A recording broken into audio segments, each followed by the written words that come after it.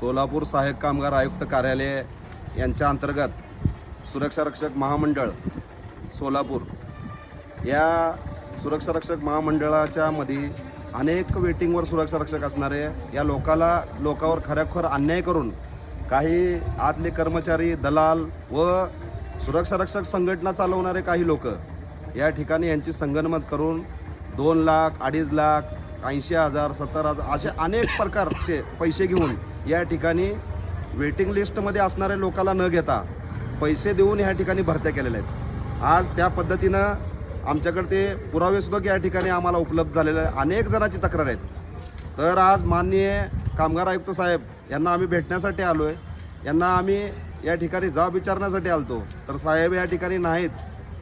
म्हणून आज येणाऱ्या महानगरपालिका निवडणुकीसाठी हे आता सध्या इलेक्शन ड्युटीला असल्यामुळं या ठिकाणी राहून गेले। परंतु ज्या ठिकाणी जे कर्मचारी आहेत त्यांना आम्ही जाब विचारतोय, याचा निवेदनाचं काय झालं, तुम्ही कारवाई करणार का नाही, या ठिकाणी कुठल्याही पद्धतीचं या उत्तर आलं नाही। खरोखर यांनी सुरक्षा रक्षकाच्या नोकऱ्या विकून अनेकावर अन्याय केलेला आहे। प्रत्येक गोरगरीब माणूस, प्रत्येकाला नोकरीच्या आशा असणारे वाट बघत बसल्यात की आमचा आता नंबर येईल, नंतर नंबर येईल।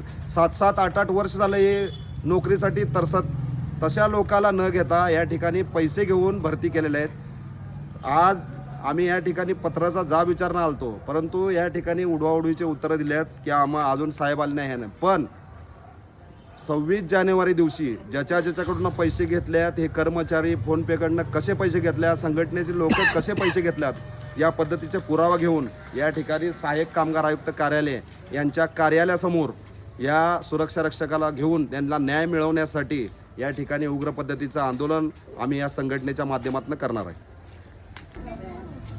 आणि तसंच या ठिकाणी सहाय्यक कामगार आयुक्त कल्याणकारी कामगार योजनेमध्ये जे भांडे पेटी वाटप करतात त्यांचाही सुद्धा खूप मोठ्या प्रमाणात या ठिकाणी भ्रष्टाचार आहे, तोही सुद्धा पुरावा आम्ही या ठिकाणी सादर करणार आहे। परंतु सर्व सोलापूर जिल्ह्यातील, सर्व महाराष्ट्रातील जनतेला, या ठिकाणी कामगाराला ज्याने याचा लाभ घेतला आहे त्यांना या ठिकाणी माझं आव्हान आहे, आर्थिक व्यवहार कोणीही करू नका। जर पैसे मागत असतील तर आमच्या संघटनेकडे तक्रार करा, त्यांना बरोबर धडा शिकवला जाईल।